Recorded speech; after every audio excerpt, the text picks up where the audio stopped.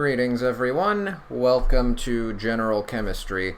The purpose of this series is to teach general chemistry, which is taught in your first year of college. Of course, this will probably be helpful to you if you're taking some of the upper level high school chemistry courses as well, if you're taking AP chemistry or IB chemistry or honors chemistry, you might still find this to be useful. AP chemistry is what I get a lot of requests for among the chemistry subjects, so I'll probably mention AP chemistry quite a lot because I'm so familiar with it. And I think that's about it for introductions, so let's just jump straight into it. Let me go ahead and switch this. Okay, now you should be able to see my document camera feed. So I'm going to assume that you already know some very basic chemistry concepts, electrons, protons, neutrons, solid, liquid, gas, that stuff. We'll talk about it soon enough, but for now I'm going to assume you know at least a little bit about it. And I'm not going to start the same way that most normal chemistry courses start.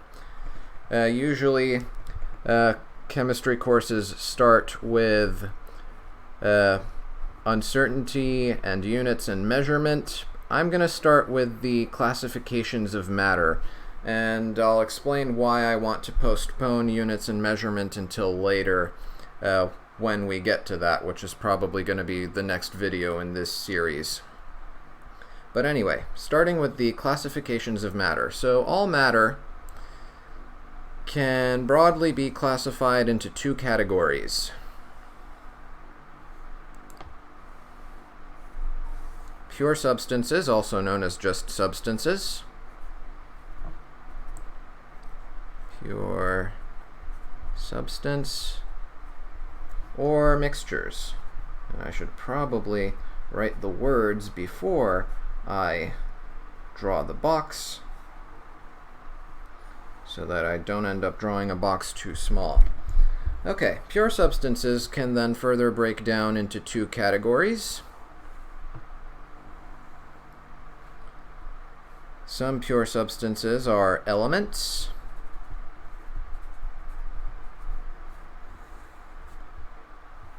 while other pure substances are what we call compounds.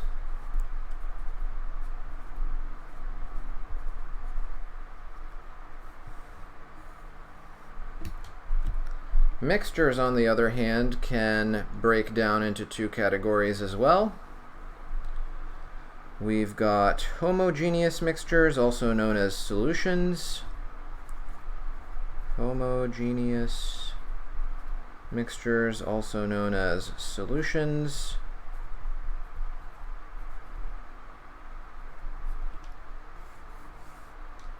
And heterogeneous mixtures. And I don't think I have enough space to write it, but I'll try. Heterogeneous.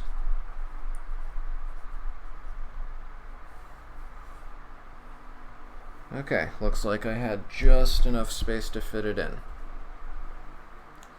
Okay, so how do we tell all of these apart? So in order to tell these four different things apart, the first thing you need to keep in mind is sample size. When you take a sample of some amount of matter that you have to take a sample of an appropriate size. Your samples ought to be small, but not too small.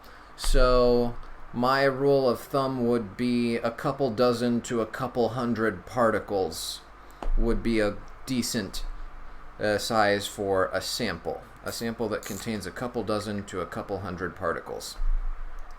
So if we look at elements first, or I guess pure substances in general, pure substances are forms of matter in which the particles all look the same. All of the particles have the same composition. They're made of the same types of atoms, arranged in the same ways, and connected in the same ways. If all of the atoms are of the same type, then it's an element. And it doesn't matter if it's two or more different forms of the same element. As long as you're just using one type of atom, then that pure substance is considered an element. So, for example, oxygen can exist in two forms in nature, just the normal oxygen gas that you breathe, O2, and also ozone. In the ozone layer, that's O3. Both of those are still considered elements, even though they're made of more than one atom of oxygen bonded together. These are what you call allotropes of oxygen. Another example of a compound with allotropes is carbon. So you're probably familiar with the carbon from pencil lead, which is known as graphite. So carbon has two common allotropes, graphite, and carbon also exists in the form of diamond. Carbon also exists in the form of diamond.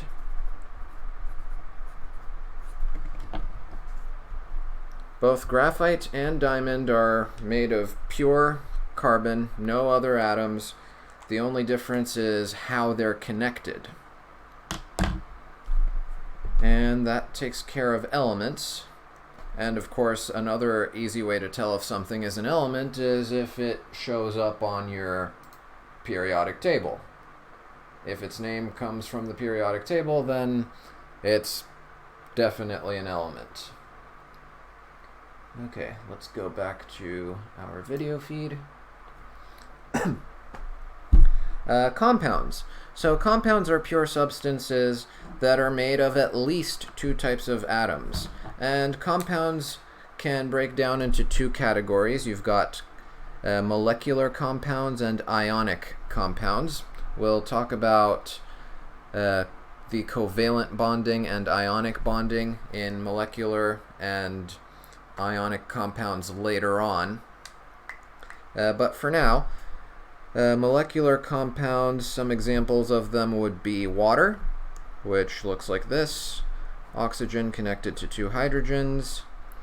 Carbon dioxide is an example of a compound. So that would look like this. A carbon in the middle, connected to two oxygen atoms. And we'll learn later on how to come up with these drawings and how to make sense of them when we cover the topic of Lewis structures. So don't worry, you're not expected to know how to come up with this just yet. An example of an ionic compound would be something like sodium chloride. So sodium chloride doesn't really have these Lewis structures where you draw like the bonds connecting them. It's not a molecular compound.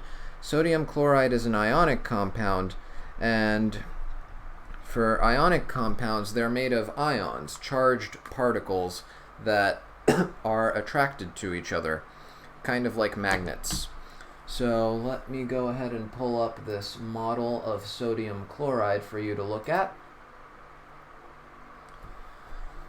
So in that model that you should be seeing in front of you on the screen, the sodium atoms are drawn in purple or the sodium ions, I should say, are drawn in purple, while the chloride ions are drawn in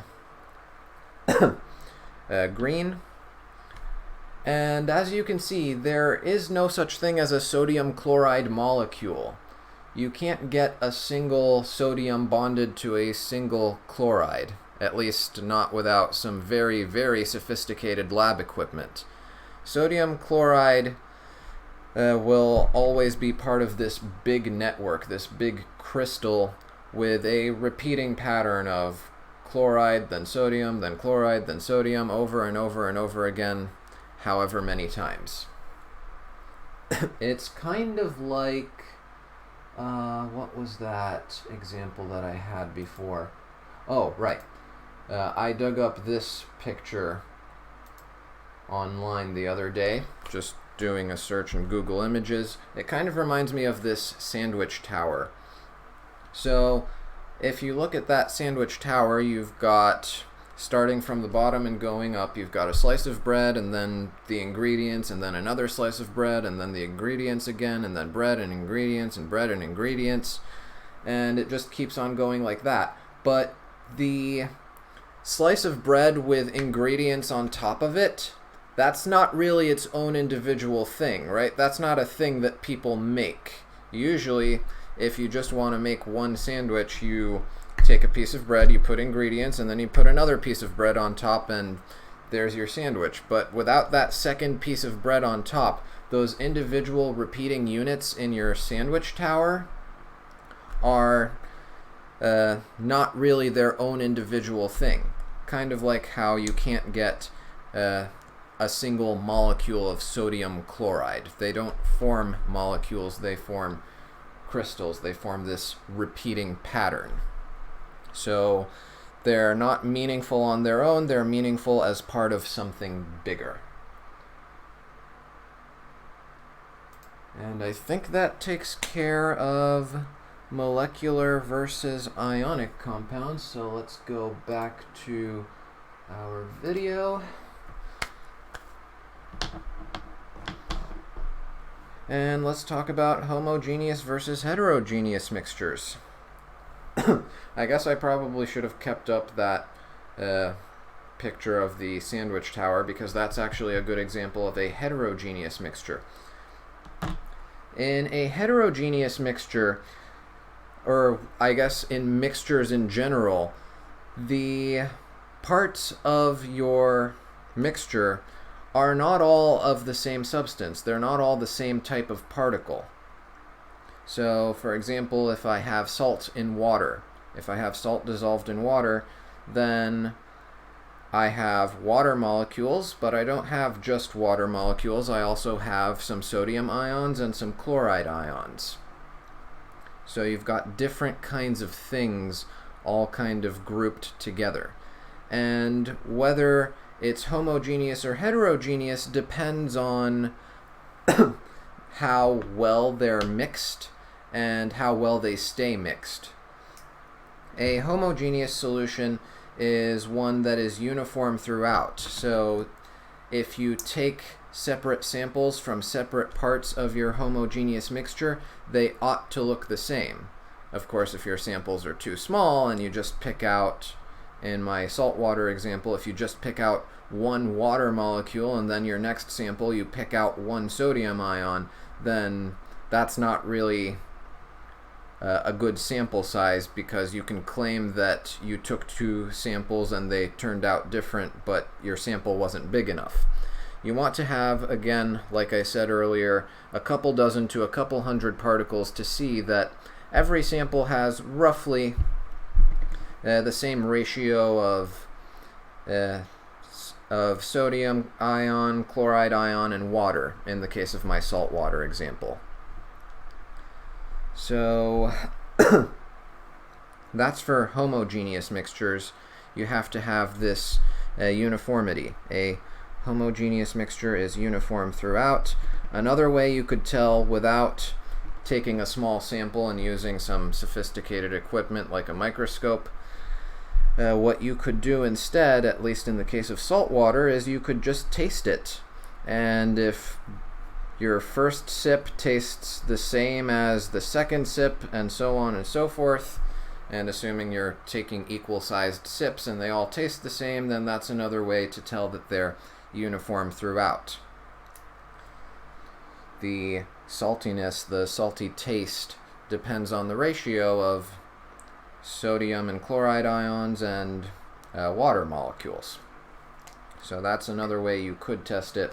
But that doesn't work, unfortunately, with most chemicals, because if you tried tasting most chemicals, you would probably die. Heterogeneous mixtures are far more common. Heterogeneous mixtures are not uniform throughout. Heterogeneous mixtures are not uniform throughout. At least they don't have to be. Not uniform throughout.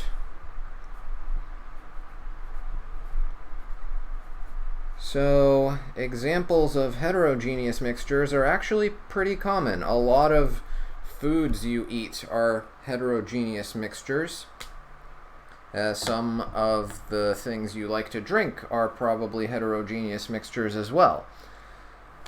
Examples, the salad I had for lunch today, that's heterogeneous. If you sample different parts of the salad, in one part of the salad bowl maybe you get lettuce, in the other part of the salad bowl you probably get tomato. So sampling from different parts of the solution, or not solution, mixture, produces different ratios of the parts of that mixture. That makes it a heterogeneous mixture.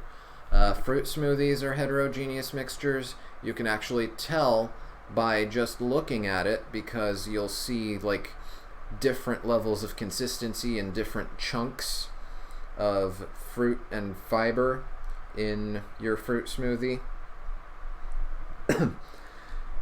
Whereas something like tea or juice is probably more of a homogeneous mixture, because if you look at it, if you sample different drops of tea or juice, they all look the same no matter how small you make the sample, as long as you still keep it big enough to contain a couple dozen to a couple hundred particles.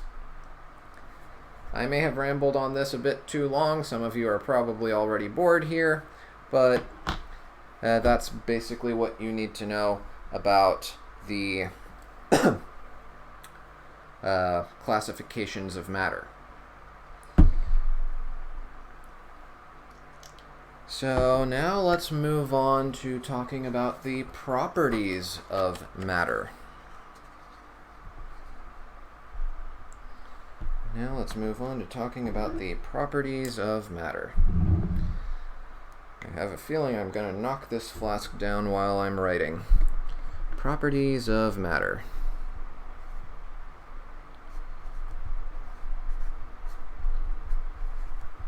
So properties of matter can be broken down into 4 different categories, existing in 2 pairs. So first of all, you've got chemical versus physical properties of matter. You've got chemical versus physical.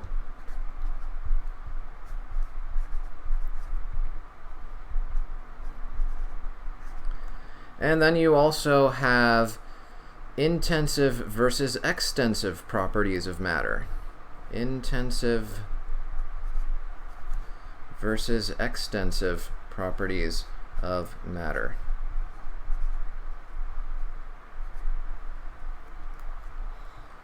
So, chemical versus physical properties. Chemical properties are properties that have to do with how matter reacts with other matter, or if it reacts at all. So chemical properties would include things like reactivity with oxygen, reactivity with water, reactivity with oxygen, reactivity with water,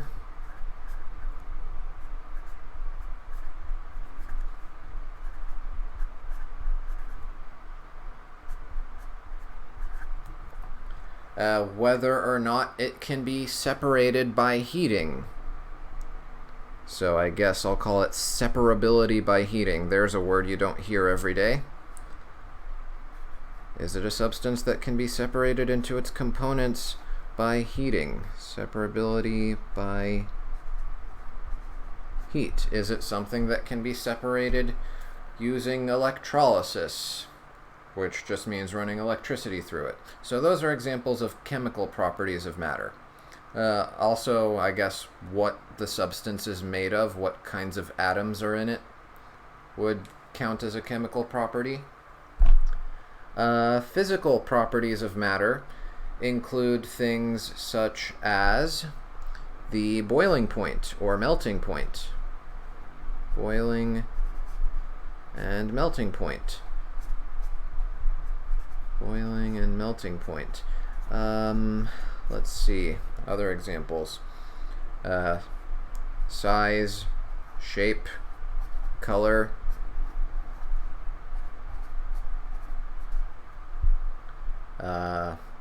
Density.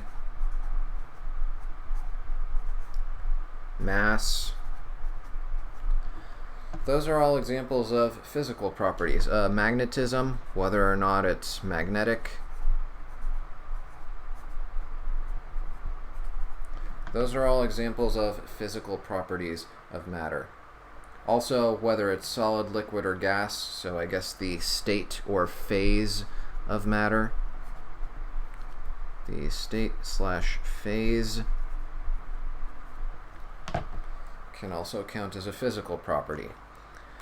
Intensive versus extensive properties, on the other hand, are basically whether or not the properties identify the substance or mixture. So intensive properties are properties that tell you the identity of what you're looking at. Intensive properties don't depend on how much of the substance or mixture you have. All it depends on is what the substance or mixture is. So examples of intensive properties would include things like all of the chemical properties and some of the physical properties, such as the boiling or melting point.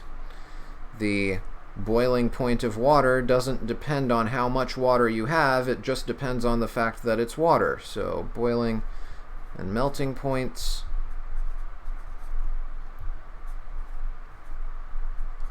Are examples of intensive properties. Color is an intensive property. The color of water, or I guess the lack of color of water, is all to do with the fact that it's water. It has nothing to do with how much water you have. What else? Magnetism. I'm just looking at my list of physical properties here. Those are all examples of intensive properties. Extensive properties, on the other hand, are properties that depend on how much of the substance you have. So extensive properties include things like size, or I guess I should say volume.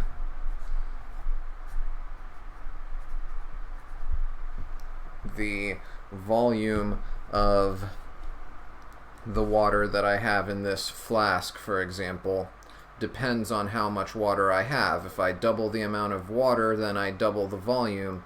If I pour out half the water, then I've got half the volume. Mass. Mass is an example of an extensive property as well. What else can I think of? Volume, mass. I'm drawing blanks here. There's got to be at least one more.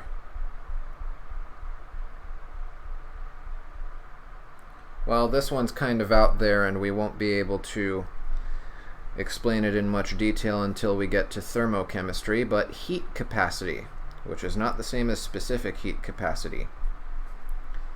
Heat capacity is basically how much heat it takes to raise the temperature by 1 degree Celsius. If I have more water, then I need more heat to warm it up by 1 degree. So heat capacity is another example of an extensive property. And of course, because one of my students asked, I had to think about it for a while, because one of my students looked at the example of color and asked me, how is color an intensive property if I can, change the color of, say, a mixture by watering it down? So if I have something like the water I have in this flask, I'm going to go ahead and add some color to it. So I'm going to drop in some yellow food coloring. And if you're wondering why I chose yellow, well, I'm expecting some people to skip this part of the video, and when they see this yellow liquid later, their minds will jump to a certain conclusion based on, the one yellow liquid that people are most familiar with. And I think they'll give us a funny reaction. No pun intended. But yeah, if I have something like color over here, so the color can change because if I pour more water in here, I can make the color lighter. I probably should have gone with a darker color like blue. Instant regret. Oh well. Let me do my first experiment and then we'll use another color. I'll probably have to fetch some more water to fix this.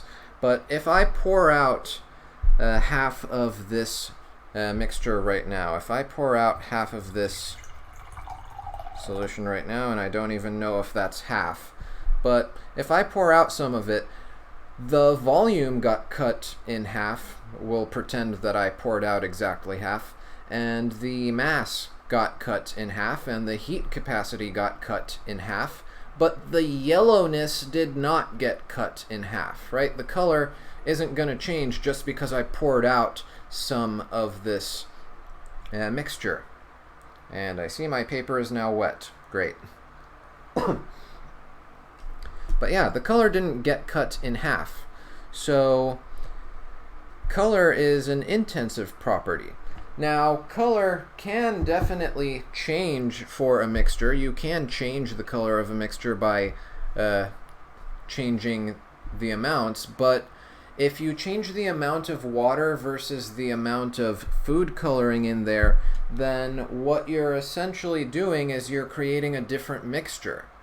It counts as its own separate mixture if you change the ratios of the water and food coloring inside. So let me go fetch some more water, and hopefully we can demonstrate this more clearly with a color like blue.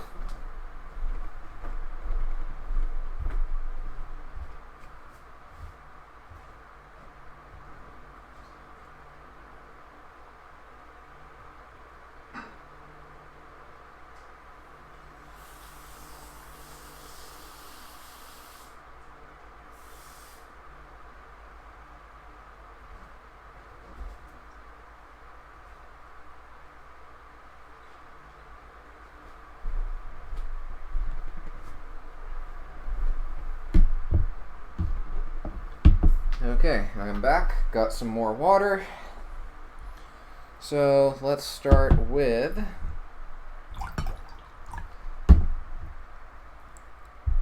this beaker right here. I'm going to add some blue food coloring. Oh goodness, this thing's ready to drop.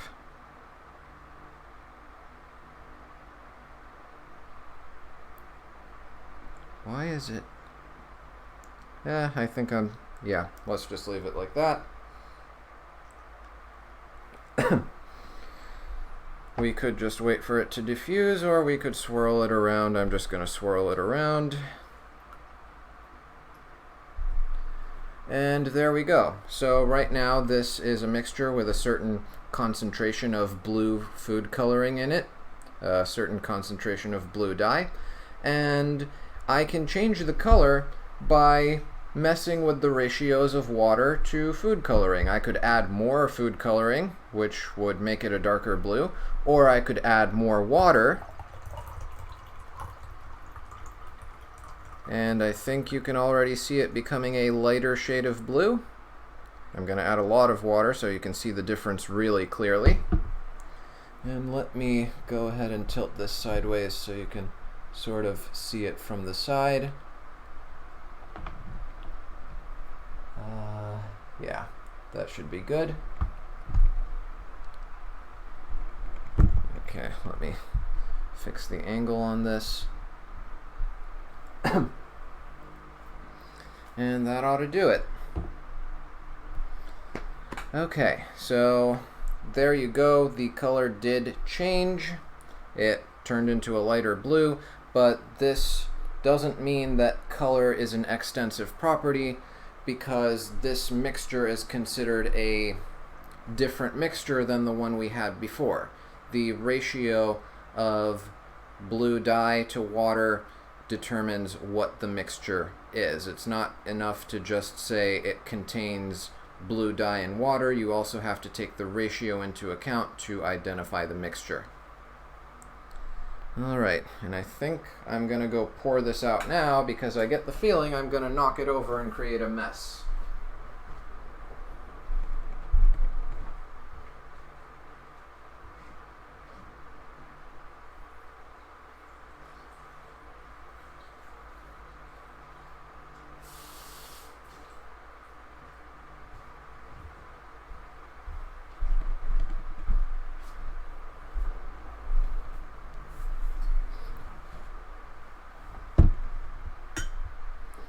Okay, now I'm back. Let's see what our next topic to cover is. According to my note card... Oh, right, physical versus chemical changes. Physical versus chemical changes. Maybe I should have kept the blue water after all. Oh well. I think I'm going to move this out of the way. No, that's not going to work. Okay, I'll just risk it. Some of the water is probably going to bleed through to this next paper, but I'll take my chances. So physical versus chemical changes. Matter can change in two different ways. You can experience physical change or chemical change, and basically what determines which is whether or not you have changed the substances. Physical versus chemical change. If you've changed the elements making up the substance, if you've changed the types of atoms making up the substances or how they're connected, then that's a chemical change, otherwise it's a physical change. So, for example, if I boil water, if I take liquid water and I heat it up and I boil it, then I get water vapor. I convert it to a gas. But it's still H2O. It's still hydrogen atoms connected to an oxygen atom, whether it exists in a liquid form or a gas form. On the other hand, if I electrolyze water, if I run some electricity through water, if I do some electrolysis, then I can separate it into hydrogen and oxygen gases. I can separate it into hydrogen and oxygen gases.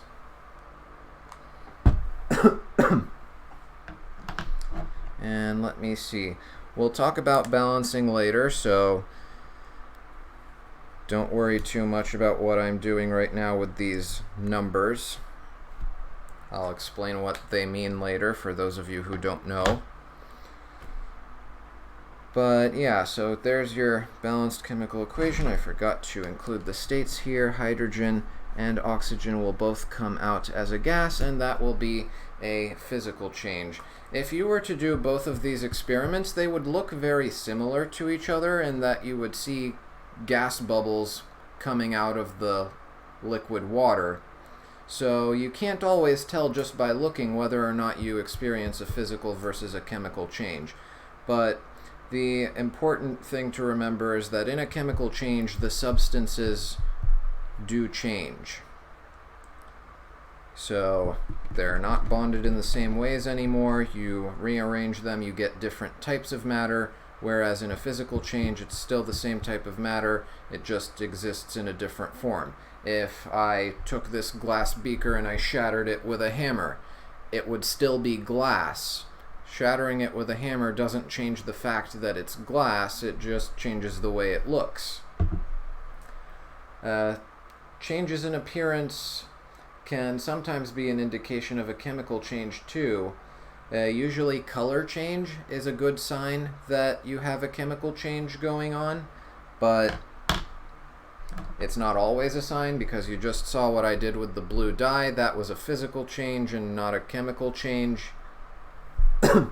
I didn't really have a reaction going on, I just messed with the ratio of blue dye and water. So yeah, that's all stuff to keep in mind, but that's physical versus chemical change. Ionic versus covalent bonding. Now it's finally time to start talking about it. Ionic versus covalent bonding, and I think I have enough room to talk about that right here.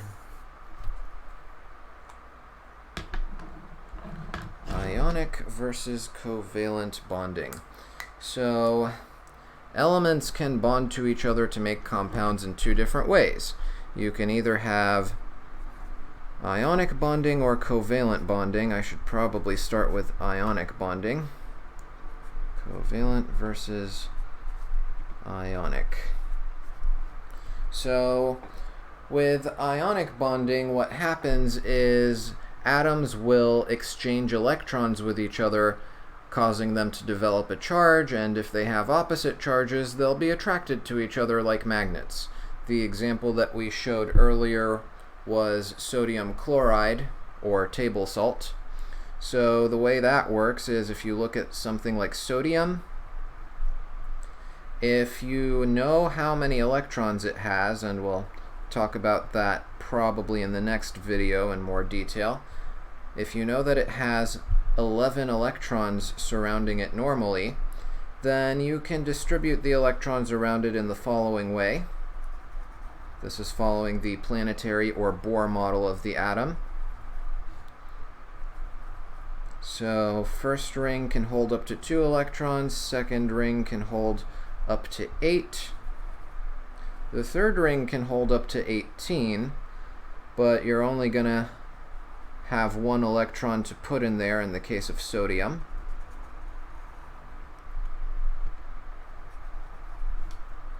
And there you go. That's a representation of a normal sodium atom.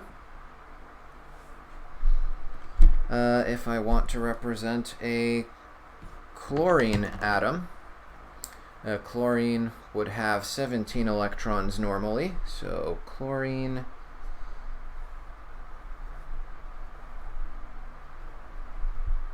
wait, is it 17? Let me double check. Where's my periodic table? Left it in the other room.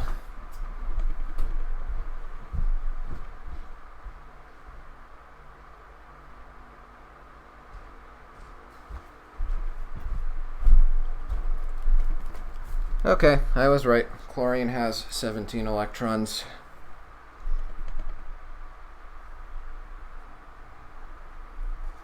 So chlorine, you'll have 8 filling up this next ring. And then on the third ring, you'll have 2, 4, 6, 7. So there's sodium and chlorine.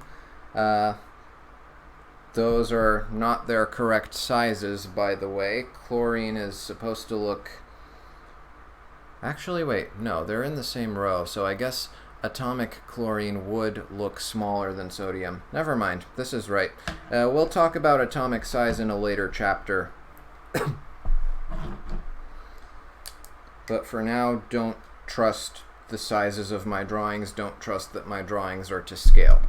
So, for reasons that we won't explain until we learn about the quantum mechanical model of the atom and orbitals and stuff like that, most atoms like to form stable valence shells. They like to form stable outermost rings. And stability usually means that you have to have 8 electrons in your outermost ring, in your outermost shell. So sodium, in order to achieve stability, could either gain 7 electrons so that the outermost ring can finally have 8, or the easier thing is to lose 1 electron. So sodium will just lose 1 electron. Sodium will just lose 1 electron. And chlorine, on the other hand, has an almost full outermost shell, not full in the sense that it's close to 18, but full in the sense that it's close to 8. So it's almost got 8 in its outermost shell. It just needs to pick up 1 electron or lose 7. Picking up 1 electron is clearly easier. So the 1 electron that sodium loses can be picked up by chlorine, and then you're left with sodium ion and chloride ion. Since the sodium lost an electron, which has a negative charge, that means there's now less negative charge around the sodium than there is positive charge in the nucleus. So the sodium will develop a charge of +1. The chlorine, on the other hand, picked up an electron, so it's going to have one more negative charge than normal. It's going to have a total charge of -1.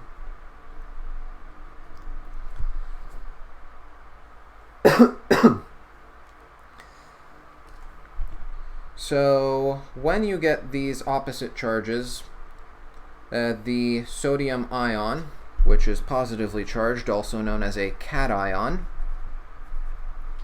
will be attracted to this negatively charged chloride ion, which is also called an anion. Negatively charged ions are called anions. Positively charged ions are called cations. Do not pronounce them cation and anion, please. Cation and anion. Okay. I lost my train of thought. What was I going to say next? Yeah, you form these oppositely charged ions, and depending on the ratios of the charges, in this case you only need a 1-to-1 ratio. You only need 1 sodium ion for every 1 chloride ion to form that sodium chloride crystal that we saw before. Let me just show it again real quick. So that's the type of crystal that you can expect to see when you just need a 1-to-1 ratio of your ions. And that's how ionic bonding works. Okay, with covalent bonding, this doesn't really happen. With covalent bonding, let's say, for example, when chlorine wants to bond to itself. When chlorine wants to bond with another chlorine, actually, you know what? I'm not going to do chlorine. I'm going to do hydrogen with hydrogen because that'll be easier to draw. Actually, let's skip hydrogen. Let's do oxygen with oxygen. So oxygen, I'll just add a curl to the O so as not to confuse it with a ring or a shell. So oxygen normally has 8 electrons surrounding it. So 2 in the first shell, and then 2, 4, 6 in the second shell, and then here's another oxygen atom.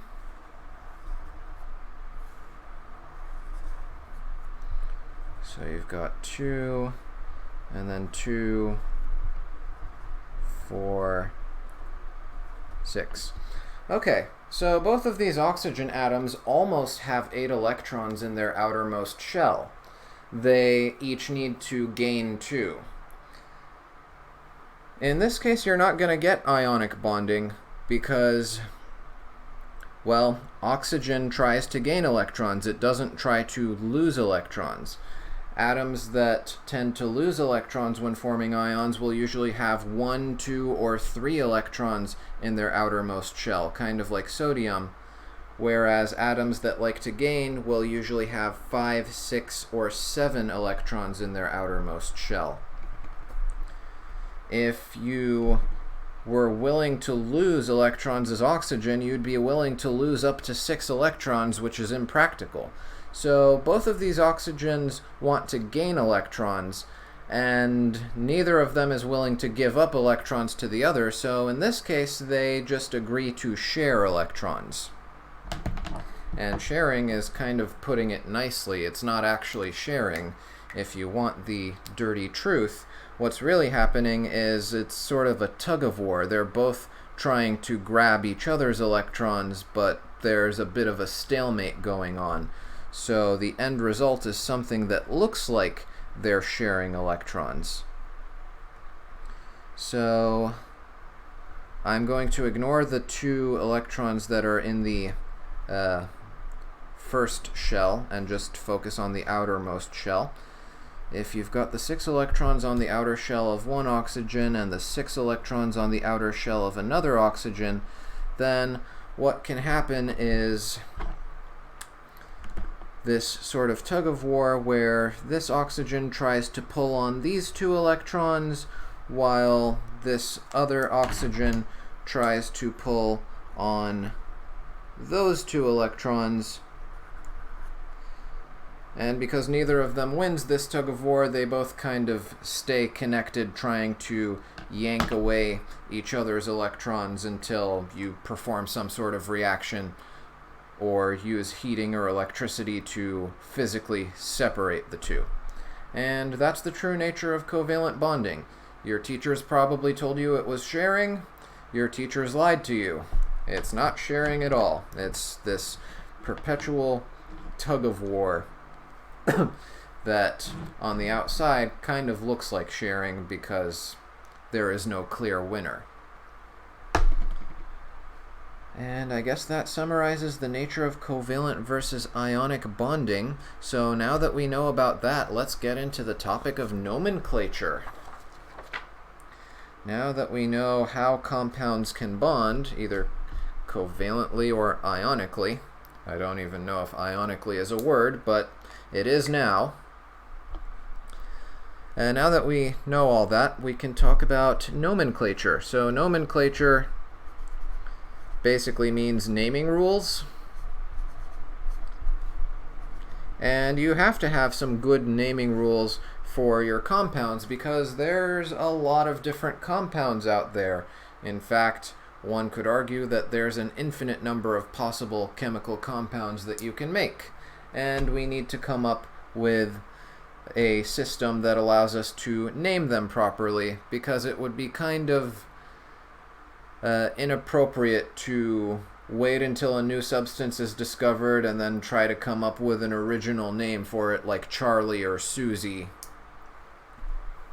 If you had to come up with a unique name for each and every substance in existence, you'd run out of good names. So we definitely need something that's more systematic. What's the purpose of having a name? Imagine living in a world where everybody's name was Chris.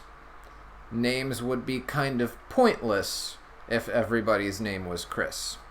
Speaking of people named Chris, I actually had a mythology professor during my college days. His name was Christopher, and he told us a story relating to his ex-wife and his kids back when he was still married to his ex-wife. Her name was Kristen, and he named his son and daughter Christian and Christina.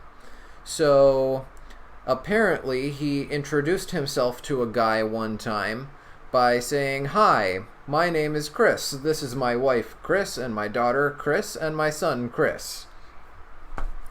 I think that might have had something to do with the reason why his wife is now his ex-wife. But what do I know? Anyway, back to nomenclature. So we need to come up with names that help us uniquely identify different substances. And the goal of a good name should tell you what a substance is, and it shouldn't confuse you. You shouldn't be confused as to whether Chris means Kristen or Chris means Christopher or whatever else Chris is short for. So an example that I like to start with is all of the different oxides of nitrogen. So you've got N2O5 is a compound that you can make, NO2 is a compound you can make, N2O4 is a compound you can make, N2O is a compound you can make, and NO is a compound you can make. All of these have nitrogen and oxygen in them, so if you just called each of them nitrogen oxide, that wouldn't really tell us which substance we're talking about.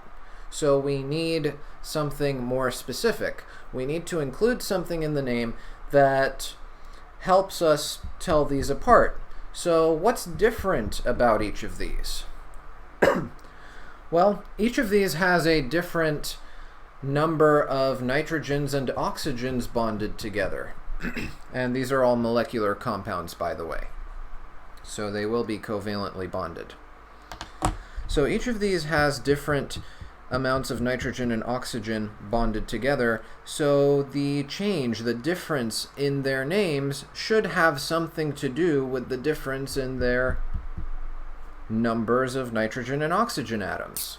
And so for these binary molecular compounds, as they're called, for these binary molecular compounds,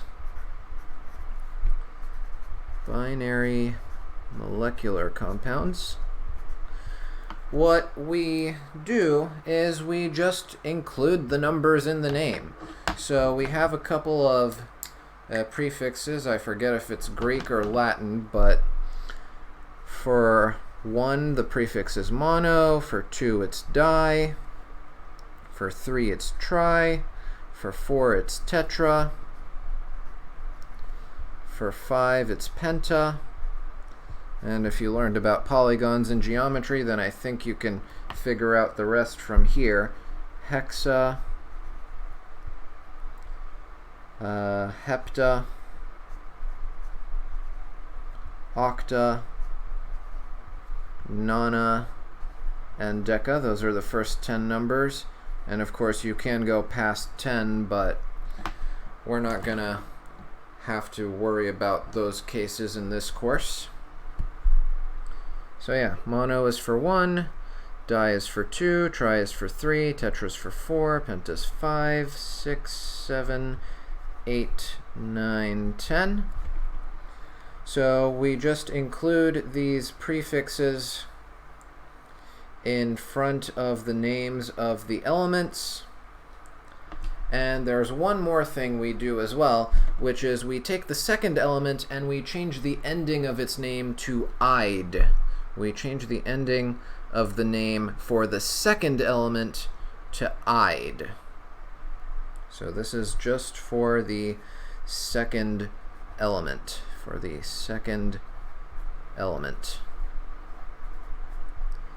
So instead of calling this dinitrogen pentaoxygen, we would call it dinitrogen pentaoxide.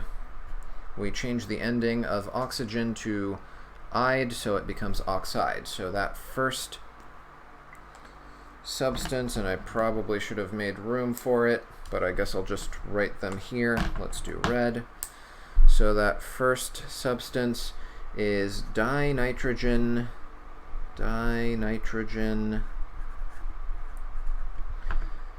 pentaoxide. Now, pentaoxide doesn't really roll off the tongue really well, so in fact you can truncate the A from penta and just skip over it and go straight to the O in oxide and just call it pentoxide instead of pentaoxide. It just rolls off the tongue easier, and that's what you typically want to do when A's collide with O's or U's, I think. Actually, I think oxygen is the only case I can think of off the top of my head where you'd have to remember that rule.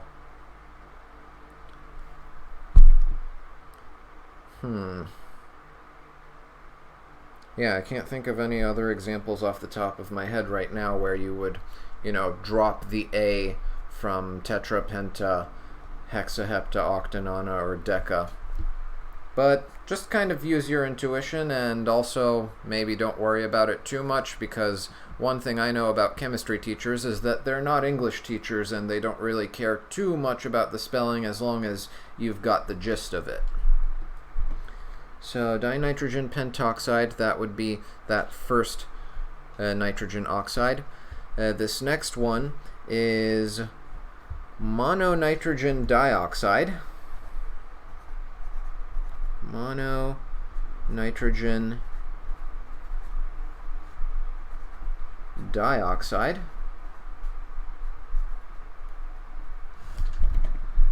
However, for the prefix mono, for the mono prefix, if you have to attach it to the first element in your molecular compound. If you have one of the first element, like in here or in here, then the mono is optional, and in fact most people will not include it if it's for the first element. If it's for the second element, you need to include it. So if I had one oxygen, I would have to write monoxide here because oxygen is the second element. But for the first element, mono is optional if you have only one of it. Next one is dinitrogen tetroxide. Dinitrogen tetroxide.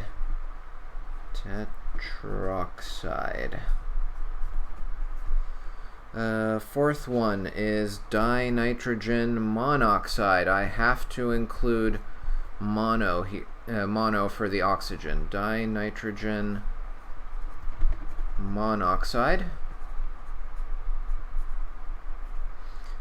And then for this one we've got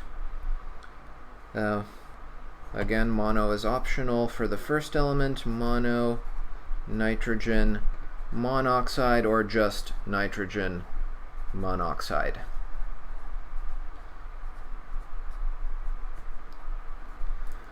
Okay, this is great. I didn't have to memorize 5 different names of 5 different compounds. All I had to do was memorize 10 prefixes and I guess 1 suffix and just the rule in general, and now you can name a nearly infinite number of compounds even if you've never seen them before, as long as they're binary molecular compounds. Let's give the name for water, shall we? Water is also called dihydrogen monoxide, which makes it sound like some super scary toxic chemical. Dihydrogen monoxide. In fact, there is a website that you might want to go look at. It's called bandhmo.org.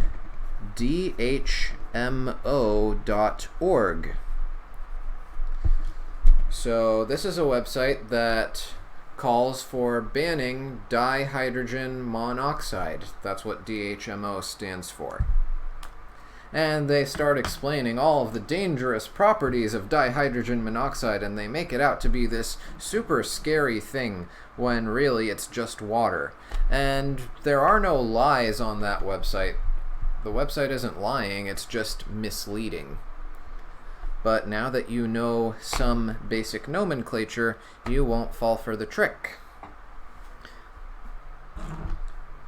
Okay, let's see. So that's nomenclature of binary molecular compounds. I probably should have started with my sort of tree chart thing for nomenclature. I'll just draw that on this next page.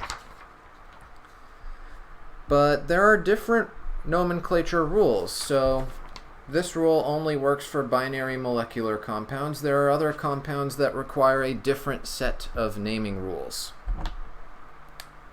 So if I go ahead and draw my big tree of nomenclature, or whatever you want to call it, my flowchart of nomenclature. Yeah, I think flowchart is more appropriate.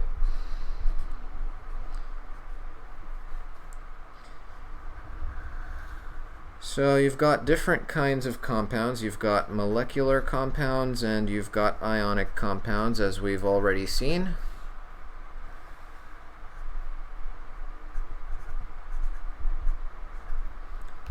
And molecular compounds can fall into 3 different categories. We already saw binary molecular compounds. They're molecular compounds made of just 2 elements. You've got organic compounds. These tend to have a lot of carbon and hydrogen in them, among other things. And they have a completely different set of naming rules that is a bit too complicated to cover this early in the course. In fact, we probably won't be covering it until the last chapter unless I decide to cover that chapter earlier. And then, of course, I have this third category, which I just like to call other molecular compounds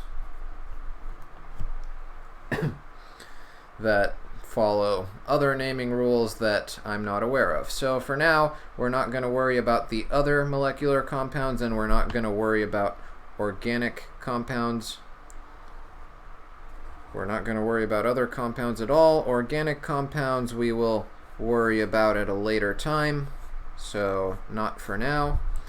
Ionic compounds. Ionic compounds break down into two major categories. So you've got your salts, and you've got your acids. You have salts and you have acids, and then I would break down salts further into two more categories, and these aren't really official categories, they're just two categories that I basically made up because to me, in my mind, it just feels more organized this way. You've got salts with transition metals and salts without transition metals. What are transition metals, you might be wondering? The transition metals, if we pull up our periodic table again, the transition metals are the metals in the yellow block in the middle of your periodic table there, and also the metals in that bottom part of the periodic table that's separated from the rest in those two different shades of green, the lanthanides and actinides as they're sometimes called. So we're not going to worry about those two bottom rows on the very bottom of the page. Not for the most part in this course. When I say transition metals, usually I'll be referring to the ones in that yellow chunk of the periodic table. But yeah, transition versus non-transition metal salts. That's just, again, a distinction that I like to make. I like to think of them as two separate categories because in my mind it makes it easier to remember that they follow slightly different naming rules. So yeah, we've already covered binary molecular compounds, probably the easiest set of naming rules that you could have. Next up, we want to go over salts, and then we'll save acids for last. So how do we name salts? Since ionic compounds deal with interactions between charged ions, the numbers of the different elements within it are going to depend on the charge. In covalent compounds, you have more flexibility, so you can see here that nitrogen can bond with oxygen in all sorts of different ratios and combinations. Whereas with ionic compounds, it's a bit more strict. With ionic compounds, if I have something like, let's say, calcium chloride, so that we can change things up a bit and not keep using sodium chloride as our main example. For ionic compounds, let's do calcium chloride. Calcium chloride. So calcium is going to develop a charge of positive 2 when it ionizes. Calcium is going to lose 2 electrons, while chloride, as we already know, will need to gain 1 electron. So in order to form an electrically neutral compound, you're going to need to balance out the charges. You're going to have an equal amount of positive and negative charge. So in the case of something like calcium chloride, the only combination that works is CaCl2. 1 atom of calcium for every 2 atoms of chlorine. That's the only way for the charges to balance out. And how do I know that calcium has a positive 2 charge? Again, we can go back to what I had earlier. You can look at your periodic table and look up how many electrons the calcium atom has, and you'll see that it'll have 2 electrons in its outer shell, and it will prefer to lose those electrons. But for an easy pattern that you can follow, Let me pull up the periodic table again. So an easy pattern you can follow is just go column by column.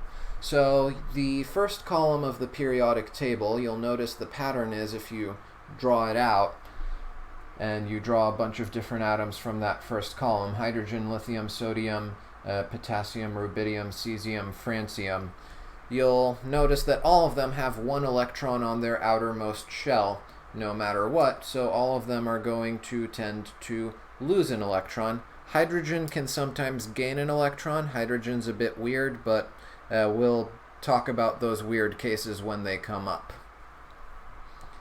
But generally speaking, all of the elements in that first column will form +1 charges. The second column, beryllium, magnesium, calcium, and so on, those will tend to form +2 charges. Then skip over that yellow block and head over to the next column after that, which has boron, aluminum, gallium, and so on. Those will tend to form +3 charges. Next column, carbon, silicon, germanium, and so on. They can do all sorts of different things. They can form a +4 charge or a -4 charge, but usually they don't form charges at all. Usually they will usually they'll be covalently bonded. Well, I guess tin and lead maybe not, but we'll deal with tin and lead when we have to. But for carbon and silicon at the very least, and perhaps germanium, they usually form covalent compounds and don't ionize at all, but they can make +4 or -4 charges if need be. Then you've got the next column, nitrogen, phosphorus, arsenic, and so on. Those tend to form -3 charges. Oxygen, sulfur, selenium, and so on tend to form -2 charges. Fluorine, chlorine, bromine, iodine, those tend to form -1 charges. And then that last column in dark purple is the noble gases. Those tend to not ionize at all. They also tend to not react at all. They usually don't form compounds, but we'll see later how you can get some of the noble gases to form compounds occasionally. But yeah, so shortcut, just look at which column it's in and you can predict the charge for those elements. What about the ones in yellow? We'll talk about those when we get to them. We'll talk about those when we get to naming salts that have transition metals in them. But yeah, for most ionic compounds, all you have to do is give the names of the ions and the charges. You can just look at the periodic table and you'll know the charge. So if I call this calcium chloride, that's all the information you need to know. If I call it calcium chloride, I don't have to call it calcium dichloride. I don't have to specifically say that there's 2 chloride ions in there, because the expectation is that you have a periodic table and you know that calcium will form a +2, chloride will form a -1, therefore you need 1 calcium and 2 chlorides. So that's why I don't need to call it calcium dichloride. I already know from the charges. You can do the quick math and determine that it's going to be CaCl2 and no other combination of calcium and chlorine. Let me think of some other examples. Let's do aluminum fluoride. So if I have something called aluminum fluoride,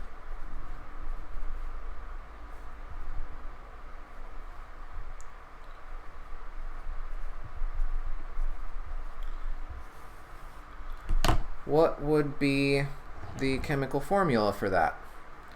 It's got aluminum in it, and it's got fluoride ion in it. And I know it's an ionic compound because if it was molecular, then it would probably have, at the very least, it would have the word mono in front of the second element, if nothing else. But since I don't see any of my prefixes in there, I know that this is the name of an ionic compound.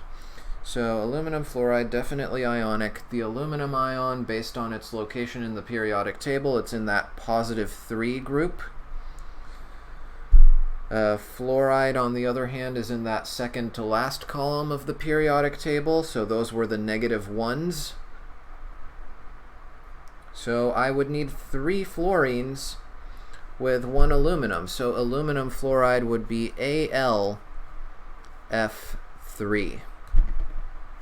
Aluminum fluoride would be AlF3. So this name gives me all the information I need to come up with the formula. So you should be able to work in both directions, either take the name and get the formula, or take the formula and get the name. Okay, so this is simple enough, but these so far have been monatomic ions that we've been talking about. These so far have been monatomic ions that we've been working with. Ions that form with just one atom. However, you can also form polyatomic ions. And for polyatomic ions, the naming rules are a bit more complex, so you're better off just memorizing them. Let me pull up a chart of polyatomic ions for you. So if you see that chart in front of you, that's the chart that you're going to want to get to know.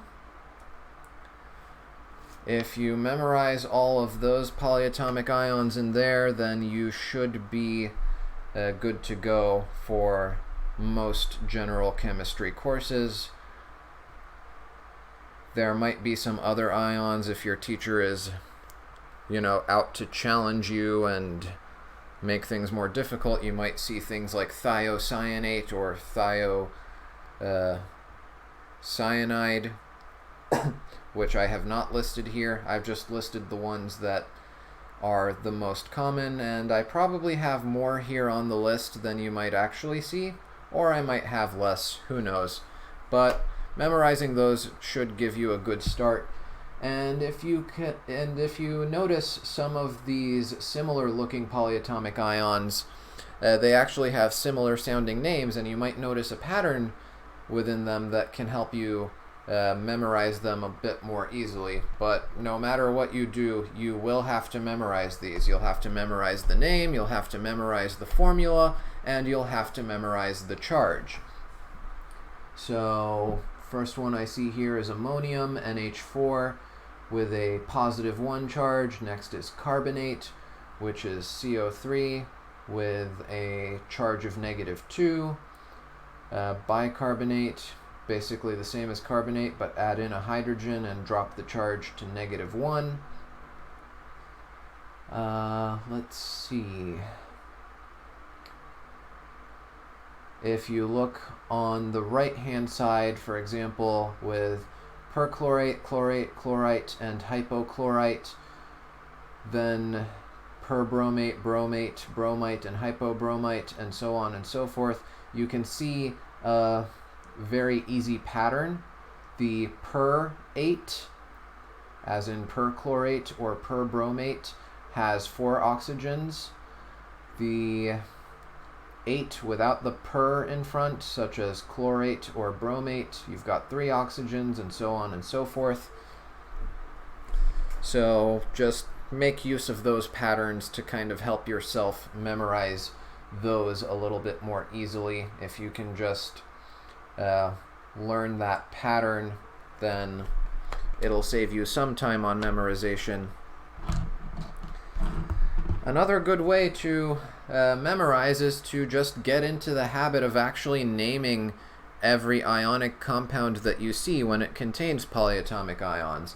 Because what I see students do all the time is that they will learn their polyatomic ions in the beginning of the semester, in the beginning of the school year, and they'll memorize it, and then they'll dump all that info on their first test, and then they just won't use the names of the polyatomic ions. They won't use their naming rules for the rest of the year.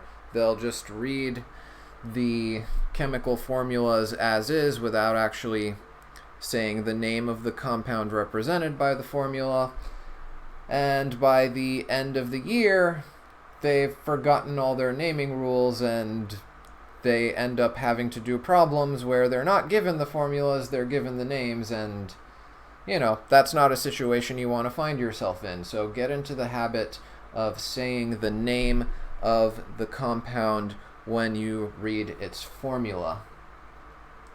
Let's switch back to our video feed.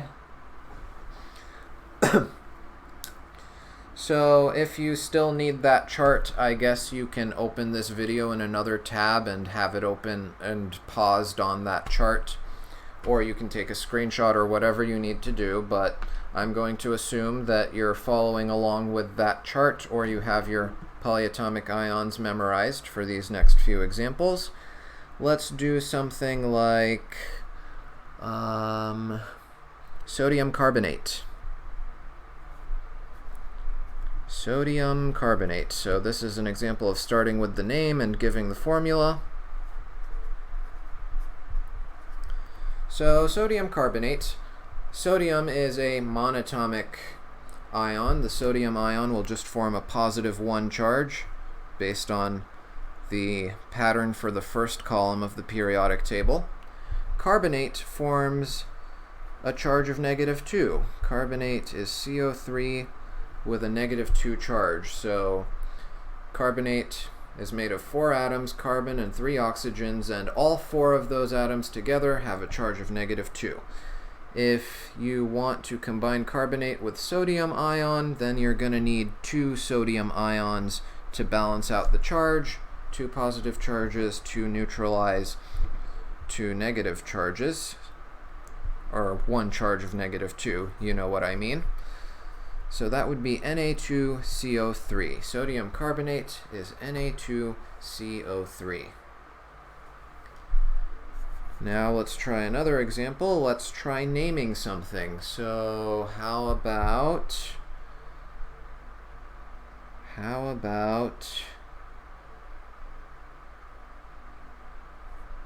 BeNO3 2. So you notice here that I put the NO3 in parentheses and then I put a 2 on the outside. There is a reason for that, and the reason is because I want to show that I have 2 of these groups, 2 groups of 1 nitrogen and 3 oxygen. So for the grand total, that would be 2 nitrogens and 6 oxygens.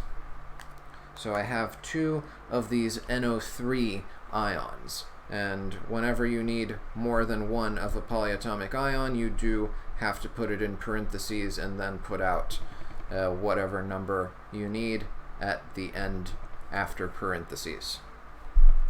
So in this case, if I look at my periodic table, I recognize this is beryllium, which tends to form a positive 2 charge. And I recognize NO3 from looking at my polyatomic ions chart, or from memory. And I recognize that as the nitrate ion, which has a -1 charge. And of course you don't have to draw this out, but if you want to double check the formula, this formula does indeed work.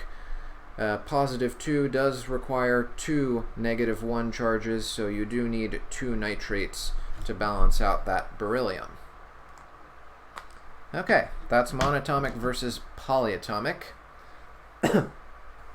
Now then, where do I want to go from here?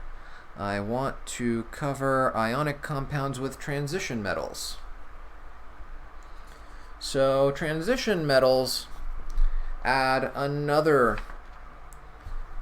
wrinkle to this naming problem, because transition metals are capable of having different charges under different circumstances. For example, I can make this compound, and I can also make this compound by combining iron with oxygen. I can't call both of these iron oxide, because then I wouldn't be able to tell them apart. Again, it's like naming your whole family Chris.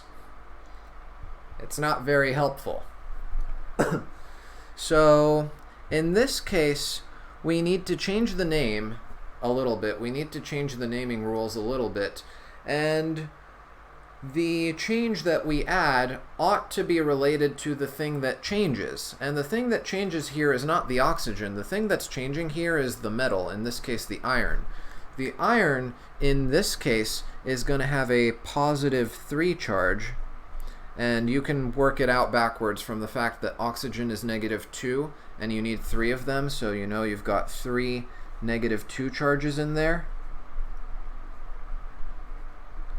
which means you need a total charge of +6 across 2 iron ions, so you know that each must have +3 then. So that's how I know, just by looking at this, that iron is +3. If you can't figure that out at a glance, just keep practicing. You'll get better at it. You're just working with whole numbers, so the math isn't too difficult.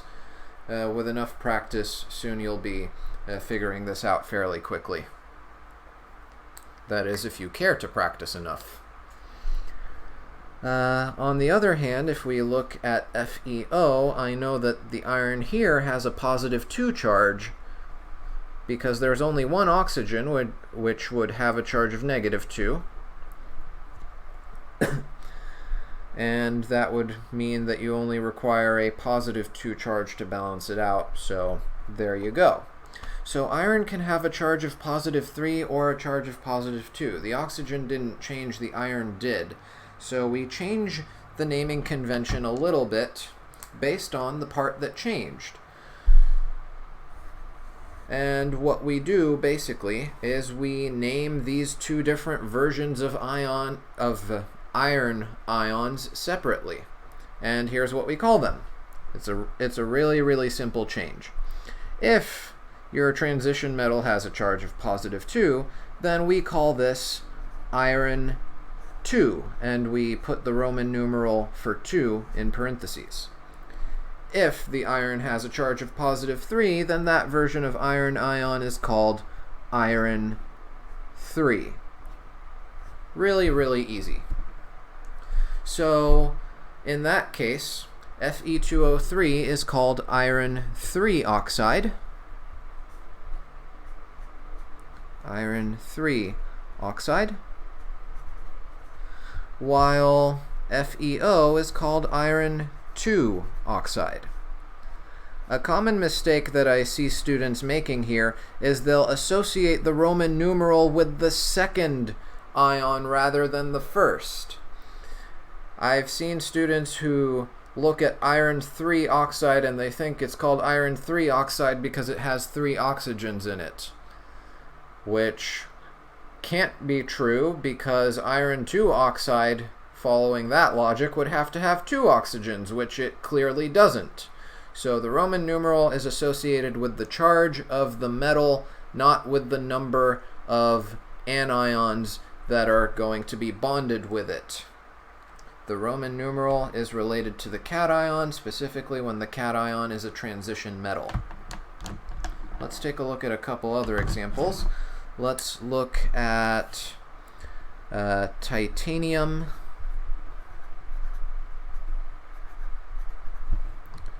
4 oxide. Actually, should I do oxide? Let's do titanium 4 sulfide. Let's do titanium 4 sulfide.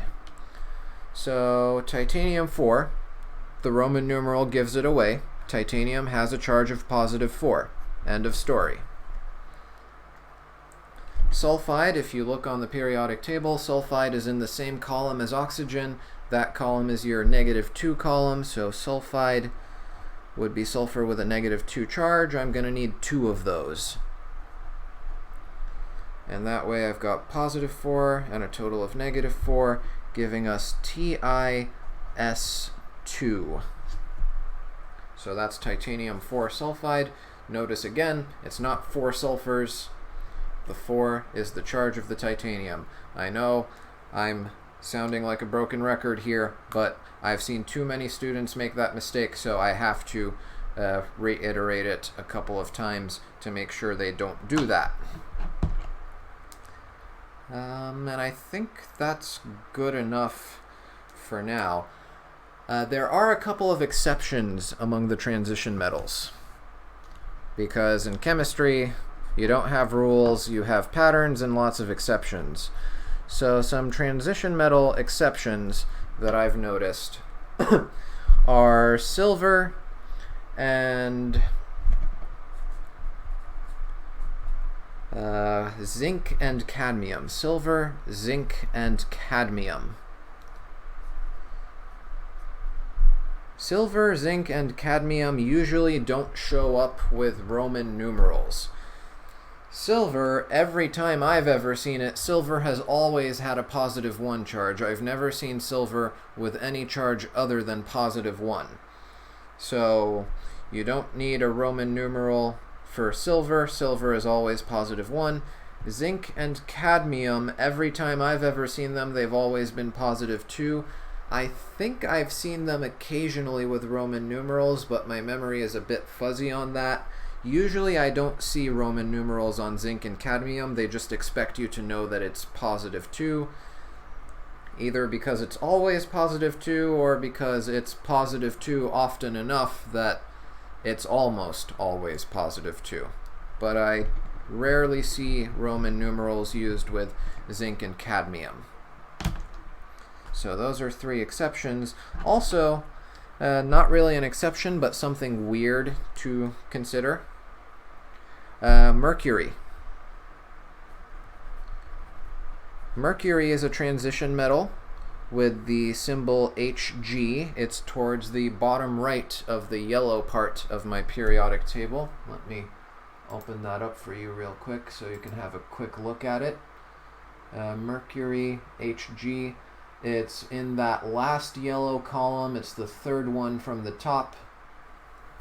Mercury is a little bit weird in that Mercury 2 is normal.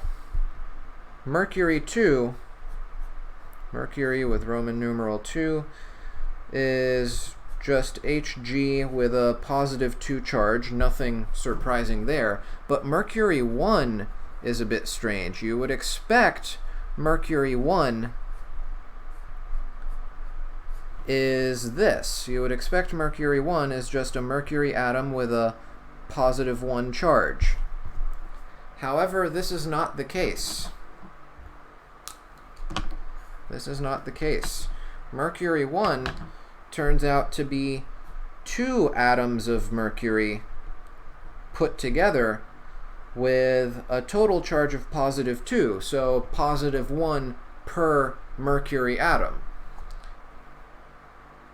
So for whatever reason, the mercury 1 ion is a diatomic ion with a total charge of positive 2, positive 1 for each mercury atom. So that's just something to keep in mind. Let me see, and I guess for those of you who don't know your Roman numerals, I'll just list the first 10 real quick. 1, 2, 3, 4, 5, and I see this blue marker is fading.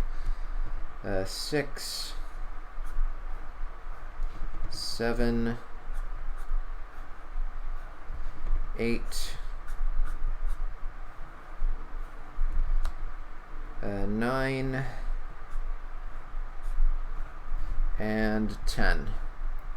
That should be enough to deal with any transition metal salts that you encounter in your chemistry course. And yeah, time to chuck this blue marker in the trash. And there it goes. Okie dokie. So that takes care of the nomenclature of ionic salts. That leaves us with acids. Now we have to go over the topic of naming acids. So acids also have their own naming rules. Acids are ionic compounds, and acids, at least under the first definition of acids that we'll be using for the first, I guess, 2/3 of the course, acids are always going to have hydrogen as the cation. We will see an example of an acid that doesn't have hydrogen as a cation much, much later in the course when we talk about equilibrium and all that stuff. But for now, acids are going to always have hydrogen as the main cation. And because all acids have hydrogen in them, the hydrogen isn't really going to be worth mentioning in the name of the acid. If all the acids we're going to be talking about have hydrogen in them, then calling them something like, calling them something like hydrogen chloride, if I make HCl, calling it hydrogen chloride isn't really going to tell me much. It's not really going to emphasize the fact that it's an acid. And instead it'll point out that the hydrogen's in there, which is already implied when you call it an acid. So instead this thing is called hydrochloric acid. But why is it called hydrochloric acid? How do we get hydrochloric acid from hydrogen ion and chloride ion? The naming rules for acids depend on the part that changes. So I'm going to list a bunch of other acids involving hydrogen and chlorine. I'm going to write down, HClO, HClO2, HClO3, and HClO4. And if you look back on your polyatomic ions chart, I'll pull it up real quick here. Then if you look on the right-hand side of that chart, you see perchlorate, chlorate, chlorite, and hypochlorite are the anions in my acids over here.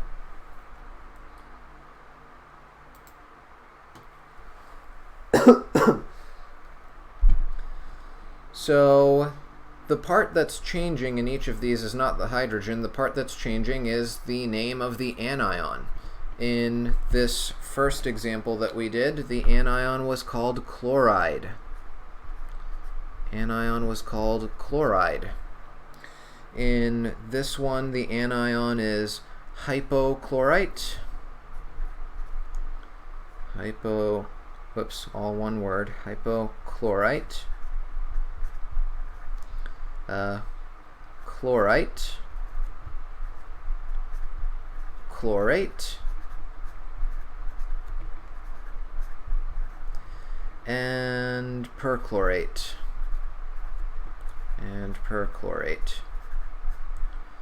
So the name of an acid depends on the name of the anion.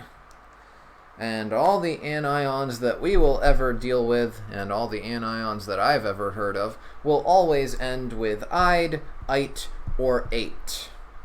All of them will end with one of those three things.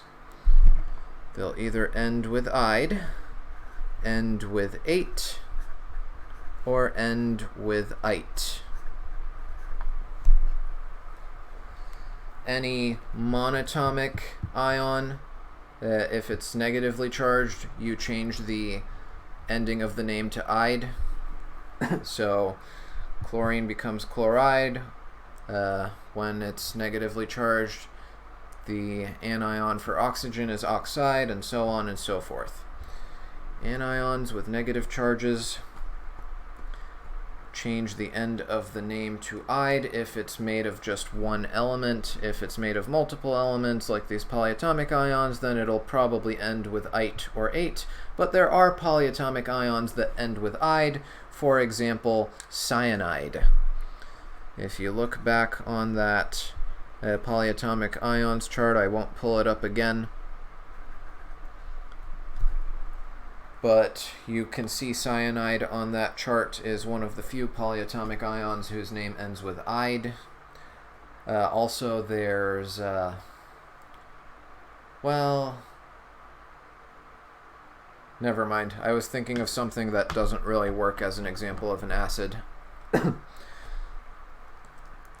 Anyway, going back to this. So, the name of the acid will depend on the name of the anion. So if the anion ends with "ide, then you change "ide" to "ic", so chloride becomes chloric, and you add hydro in front.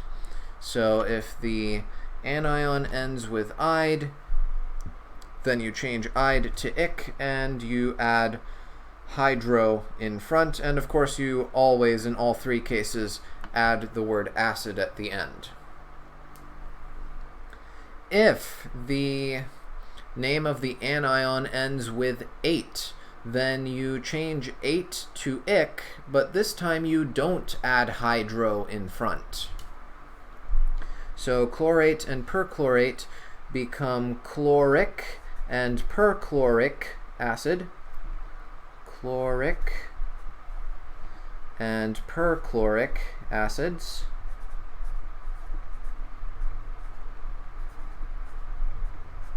But I do not add hydro in front. That's reserved for "ides" and not "ates". If it ends with "ite", then you change "ite" to "us", O-U-S, and you don't add hydro. So hypochlorite becomes hypochlorous. I wonder if I can even fit that in here. Hypochlorous acid. And then chlorite becomes chlorous acid. Chlorous acid. And there you go. We've got 5 different acids, and we've got unique names for each of them. Again, note the difference between hydrochloric acid and chloric acid. Hydrochloric acid came from chloride, chloric acid came from chlorate. It's very important to remember that. Let's go ahead and also look at the acid that we can make based off of cyanide. So cyanide, if you look it up in the table, is Cn with a -1 charge. If you bond it to hydrogen, then you've got HCN, which is called hydrocyanic acid. Cyanide becomes cyanic, and you add hydro in front. Hydrocyanic acid. Let's do a couple more. And this time maybe let's work backwards. So let's do oxalic acid.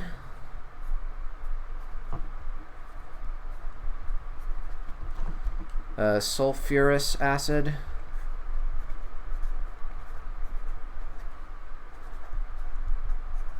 And sulfuric acid. Let's do those examples. So this time we have the name, and we want to come up with the formula. Oh, and also let's add hydrosulfuric acid in there. Hydrosulfuric acid. Okay. So oxalic acid. Notice it's not hydroxalic acid. So that means that this ic did not come from ide, it came from ate. So it must have come from something called oxalate.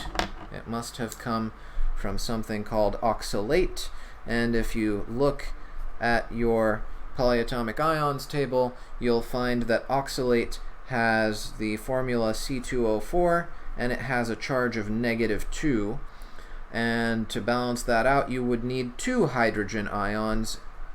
So 2 H pluses, like that. So then the formula for oxalic acid would ultimately be H2C2O4. Sulfurous acid, OUS, comes from ite. I should probably write those down up here. And then for ide, you get hydro in front, and then the blank, and then ic. That's for ides. And then for ates, it's just ic, and ites change to us.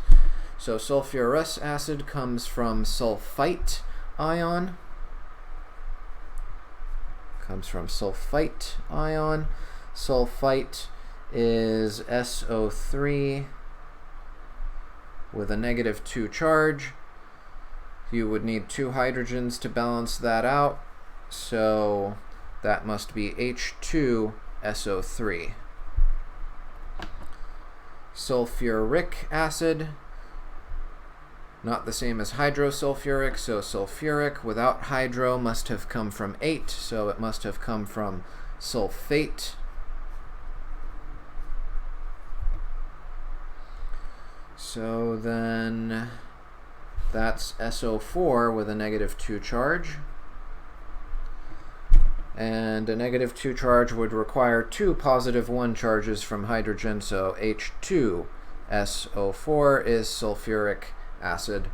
Hydrosulfuric acid, hydroic comes from ide, so hydrosulfuric must have come from sulfide. Sulfide is just the name of sulfur when it turns into an anion. Sulfide is just sulfur with a -2 charge. It's in that same -2 column as oxygen. So that would be H2S. 2 positive hydrogens balance out a -2 sulfide. And there you go. Hydrosulfuric acid. So these do require practice. But, you know, eventually you'll get used to it. Eventually, if you stick with it and don't try to avoid doing your nomenclature, you'll get better at it. But if you just memorize it for the first test and then forget about it for the rest of the course, then you're going to be in trouble towards the end of the course. I see students, they look at these and they'll read a problem that says, I don't know, 20 milliliters of 1.5 molar HClO2, and they'll read it out as HClO2.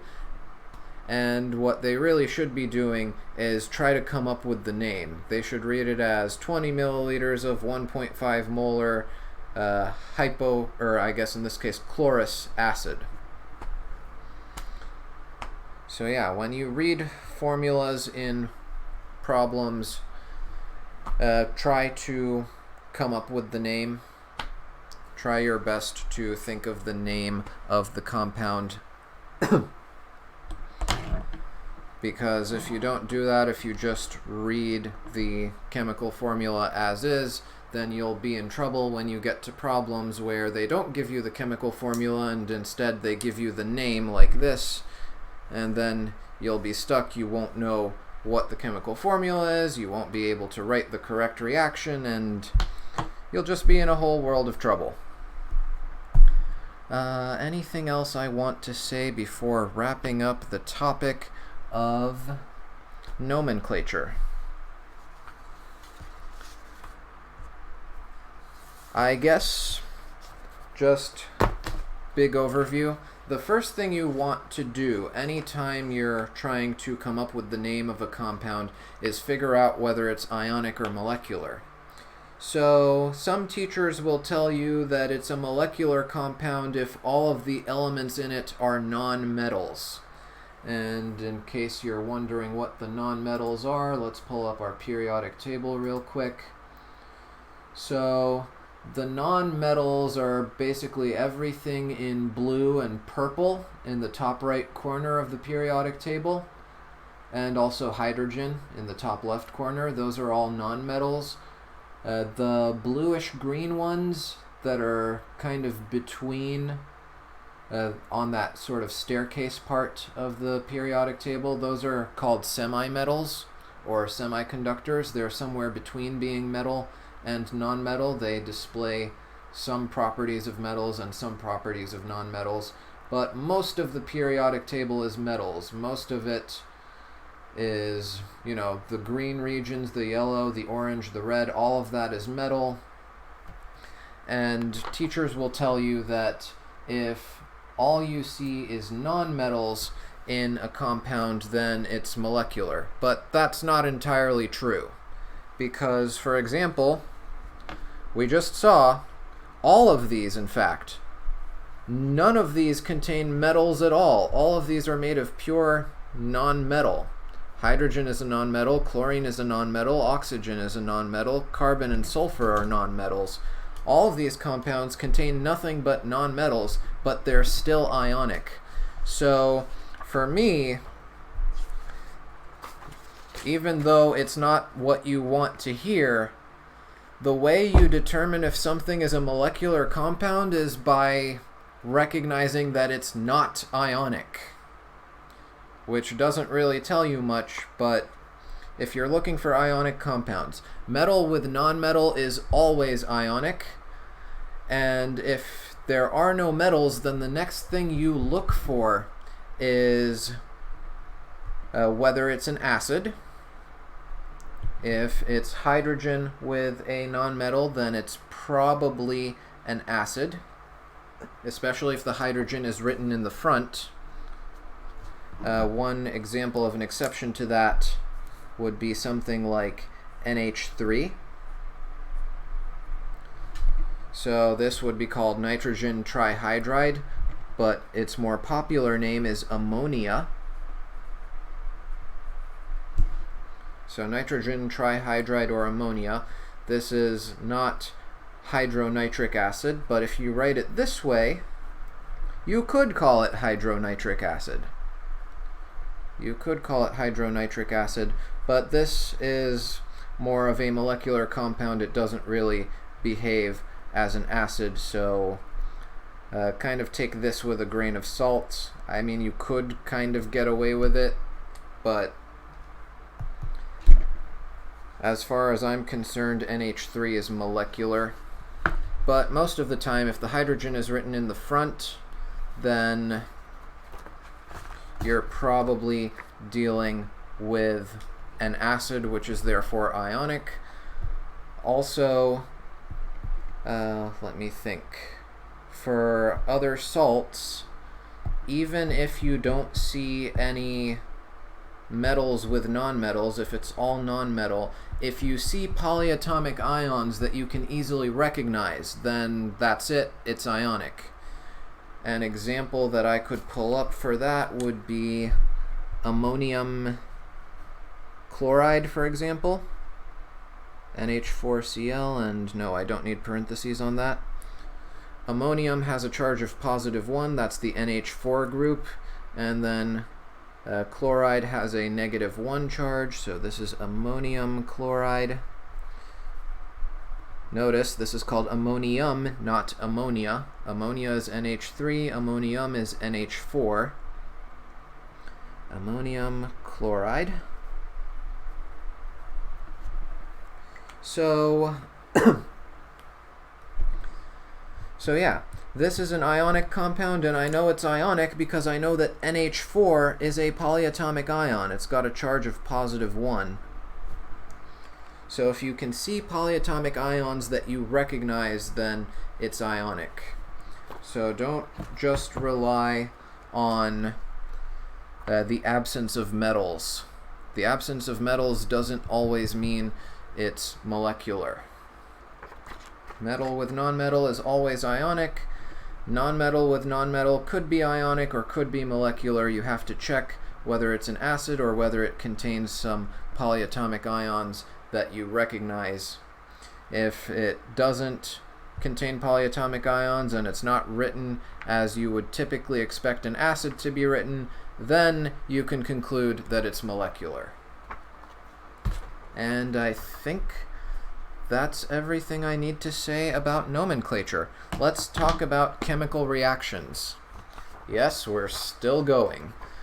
I want to get this introductory stuff out of the way so we can focus our attention on the tough parts of chemistry that most of you are probably here for.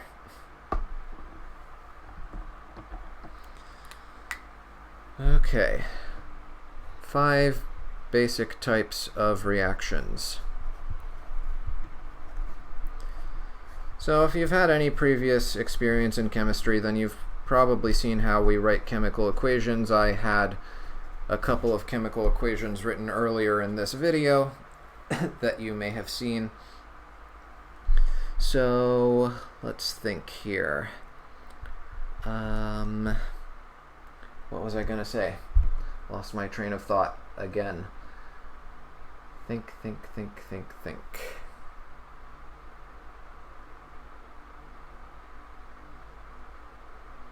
Yeah, I'm drawing a blank.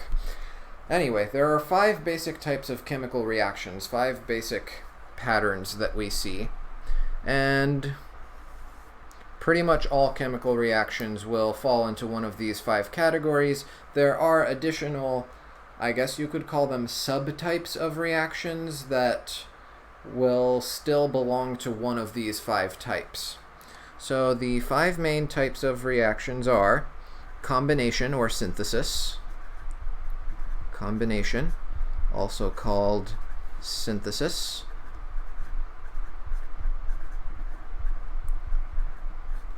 decomposition,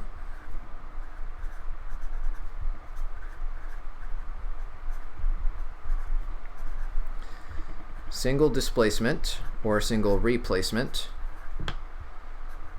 single displacement, and I see this marker is starting to fade too.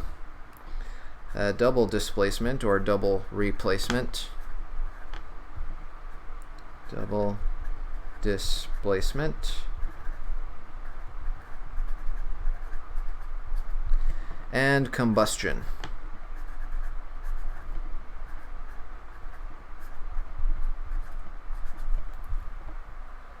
And I guess I'll add, you can call these replacement instead of displacement. I know a lot of people prefer the word replacement because, you know, it's a very familiar word and it doesn't sound too nerdy.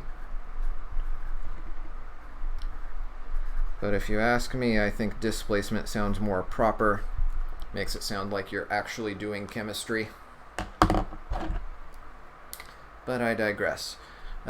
Combination. So combination is what you would expect. Combination is something like,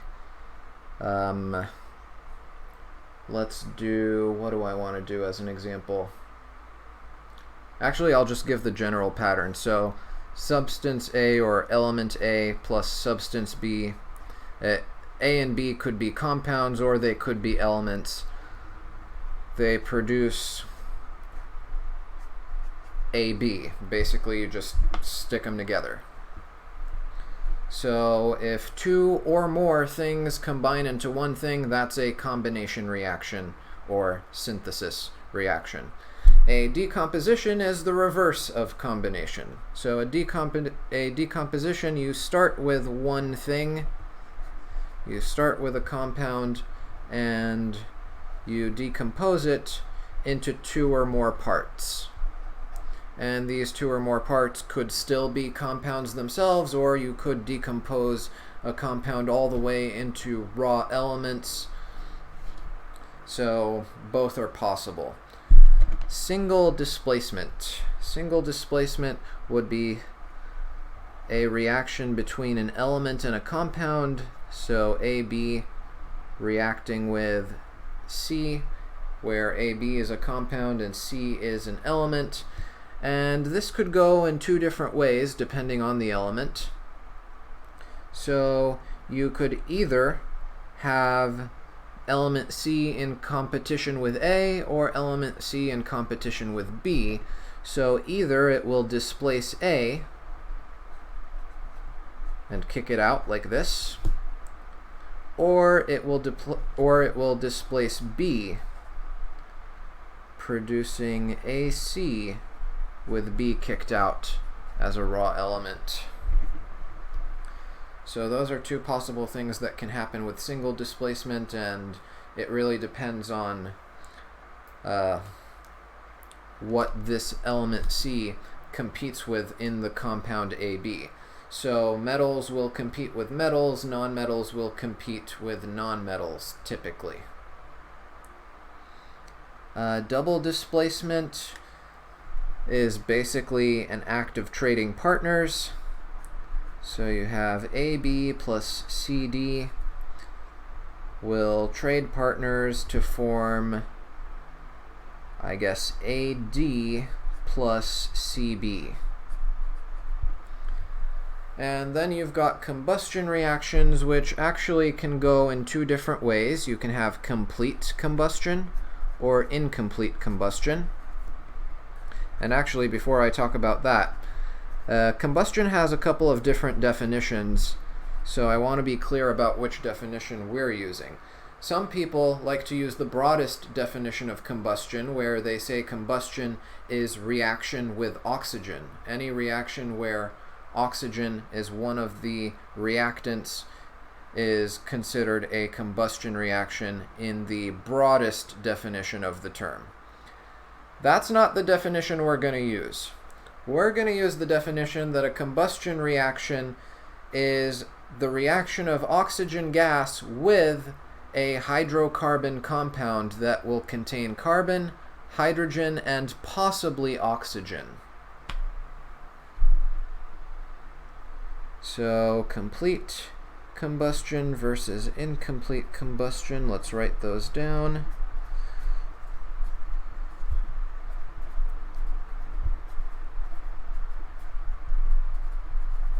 And then let's talk about our hydrocarbon compound. So basically, it'll be a compound that has X amount of carbon atoms and Y amount of hydrogen atoms and possibly some oxygen atoms, but oxygen isn't necessary. The carbon and hydrogen are the only ones that are required in your hydrocarbon compound. And then the second reactant is oxygen gas. Some people do combustion reactions where it contains carbon, hydrogen, oxygen, sulfur, and nitrogen, which makes things much more complicated. We're not going to deal with those cases anytime we deal with a combustion reaction. Oxygen is one of the reactants, and the other reactant is going to be something containing carbon and hydrogen at the very least, and maybe some oxygen included. But yeah, complete combustion is a combustion where the products are carbon dioxide, CO2, and water, or dihydrogen monoxide, as it can also be called. Incomplete combustion happens when there's not enough oxygen gas to make carbon dioxide. In that case, what you end up making is carbon monoxide, which requires less oxygen. So when less oxygen is available, you make the oxide of carbon that requires less oxygen, which is carbon monoxide, CO, plus H2O. So there's complete combustion and incomplete combustion. Now then, let me see what I would like to do. I guess I'd like to just write up a couple examples of each of these and start going over the topic of balancing chemical equations, and then we'll wrap things up. So let's see, an example of a combination reaction. Let's do potassium metal reacts with chlorine gas to form potassium chloride, KCl. Potassium forms a positive 1 charge, chloride has a negative. Potassium forms a positive 1 charge, chloride forms a negative 1 charge. So you just need one of each. Let me see. So that's a classic combination reaction. Of course, I haven't balanced it. We'll talk about balancing in a minute. Decomposition, let's say I have something like calcium carbonate decomposes into calcium oxide and carbon dioxide. Calcium oxide will be CaO, carbon dioxide will be CO2. Again, with practice, you should be able to figure these out just as easily as I am. An example of single displacement, let's do silver nitrate reacts with copper metal, forming copper nitrate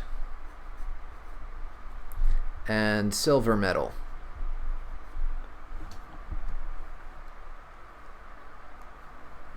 Double displacement, let's do silver nitrate again. Silver nitrate reacts with sodium chloride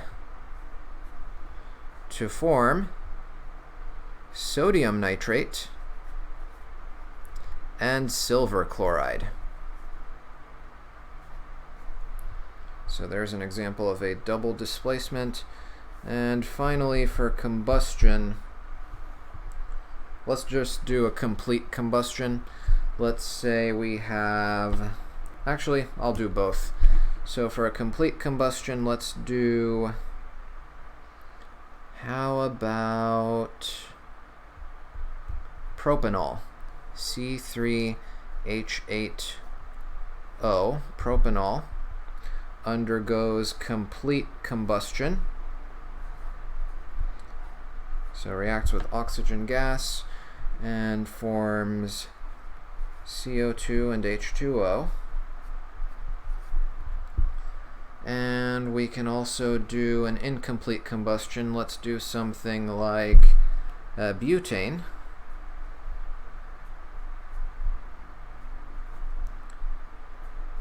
Reacts with oxygen gas to form carbon monoxide and water. And in case you're wondering, no, you don't need to know the naming rules that give away the names of these two compounds. This is called propanol and this is called butane.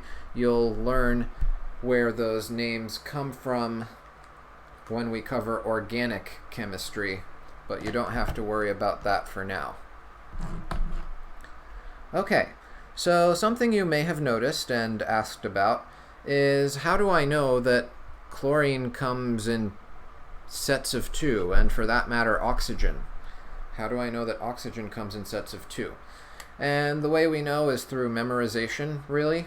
So these are what I like to call the Hofbrinkel elements, or if you prefer, the Brinkelhoff elements. There's two different ways to say it. But yeah, the Hofbrinkel or Brinkelhoff elements. So these elements, when you see them in nature, they always come in sets of 2. So that's hydrogen, oxygen, fluorine, bromine, iodine, nitrogen, and chlorine. You don't find individual atoms of hydrogen in nature. Hydrogen always has to pair up with something, even if it pairs up with itself. So all of these, whenever you just have raw hydrogen, oxygen, fluorine, bromine, anytime you have these mentioned in a reaction, remember that they come in sets of 2. Remember that they come in sets of 2. So there you go. Those are your Hofbrinkels. Keep those in mind. Now let's talk about balancing chemical equations, and I think we'll just wrap up with that. So I'll go back to this page in a bit, but I'd like to have some more room here so that I can actually kind of illustrate what's going on. Here's my favorite example for balancing equations. Nitrogen gas, again, that's one of your Hofbrinkels, reacts with hydrogen gas to form ammonia, or nitrogen trihydride. So, a chemical equation is supposed to be like a recipe. The stuff you put in after cooking should still be the same stuff you get out. If I put, 100 grams worth of ingredients into something and I bake it, it should probably still weigh 100 grams, though that doesn't always work out because sometimes when you bake it, like the water that's inside of it evaporates and so it weighs less, but you get the idea. The mass that goes in must equal the mass that goes out. The number of atoms going in must equal the number of atoms coming out. And that's the whole philosophy behind making sure our equations are balanced. Nitrogen looks like this. Again, we'll go over how to draw these Lewis structures in due time. Hydrogen looks like this. And ammonia looks like this. Don't worry too much about the dots. They'll make sense when we cover Lewis structures. Just focus on the fact that these atoms are connected in this way. Just focus on how these are packaged. So if I put one of these together with one of these, that's not enough to make one of these. Clearly, I could try to split this up, and then I guess I'd take one of those nitrogens after splitting these up and bond it to 2 of these hydrogens after splitting them up, but I would still need a 3rd hydrogen there. This is your classic hot dog versus hot dog buns problem, basically. Hot dog buns tend to be sold in packs of 6. At least I think they're sold in packs of 6. That's how it was the last time I bought hot dogs, which was probably over a decade ago. But yeah, hot dog buns tend to be sold in packs of 6. The actual hot dogs, the Franks, tend to be sold in packs of 8. Maybe those numbers are different if you live in a different country, or maybe they've just changed with the times and I haven't noticed because I can't remember the last time I had a hot dog. But I'm going to go with the assumption that buns are sold in packs of 6 and Franks are sold in packs of 8. Is it a conspiracy between the hot dog bun companies and the hot dog Frank companies? Maybe, maybe not. Who knows? But a lot of people are bothered by having leftover bread or leftover meat. So they like to buy enough packs of both in order to break even. And that's the whole idea behind balancing. So if I put a hot dog Frank in a bun, there you go. There's a hot dog. And yeah, the FR stands for Frank, not francium, by the way. And the BN stands for bun. Not real elements. Probably should note that. Not real elements. I know that's probably obvious, but, some people might get confused if I don't explicitly spell that out, so there you go. So, to make this work out, I would need to buy 4 packs of buns and 3 packs of hot dogs. That way I would have 4 times 6, that's 24 buns, and 3 packs of hot dogs. 3 packs of 8 is also 24, allowing me to make a total of 24 hot dogs. So same idea goes here with balancing chemical equations.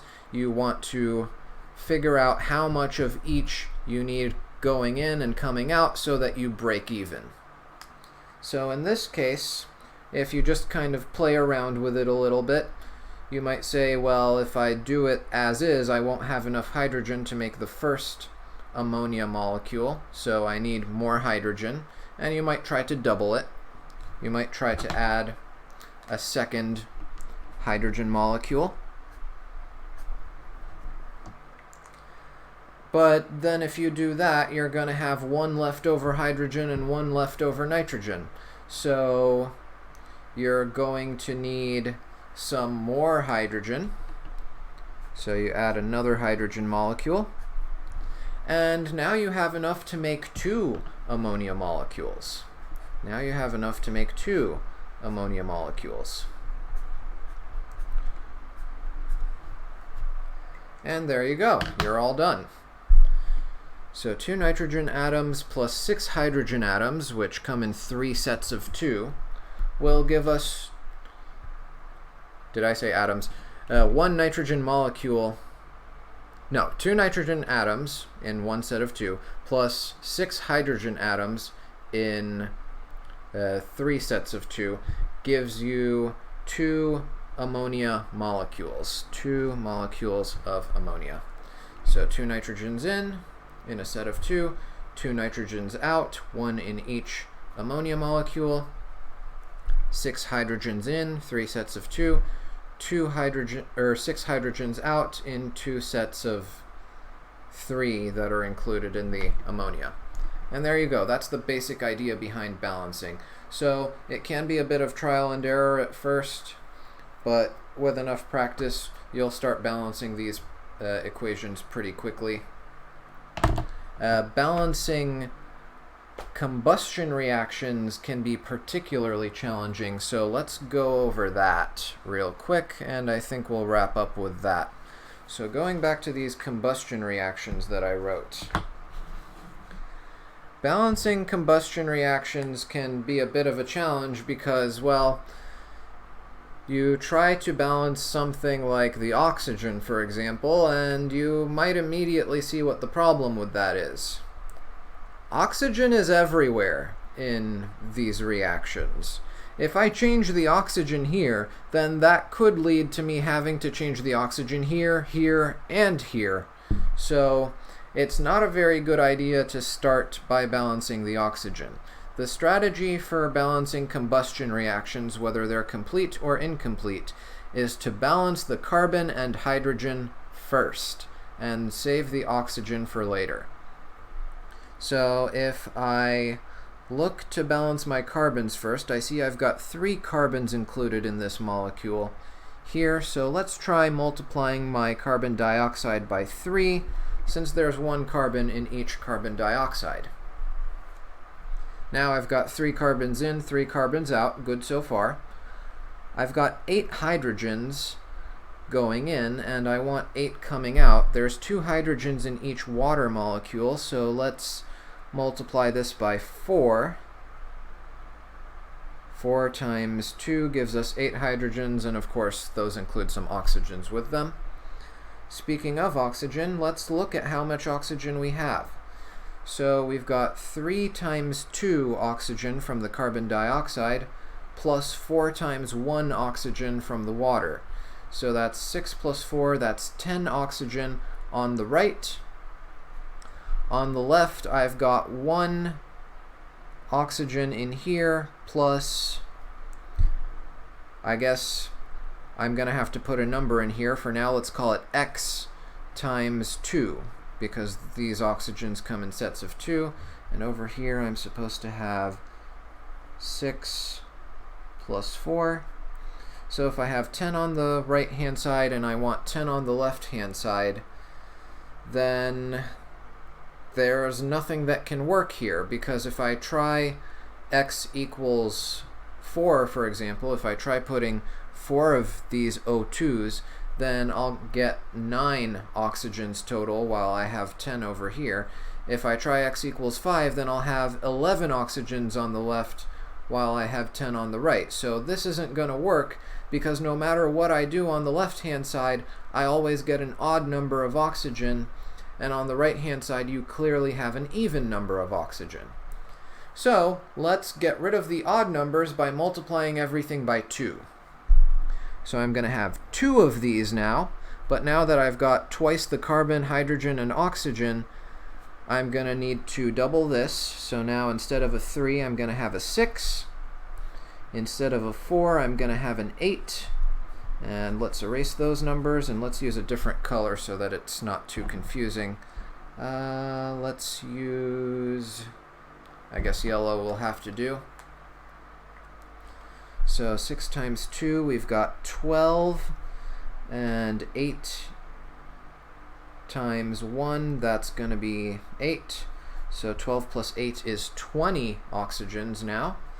Over here I've got 2 times 1, so that's 2 oxygens. Let me cross that out. Or, yeah, that'll do it. Okay, 2 oxygens plus x times 2. I can make 20 out of that if I use x equals 9.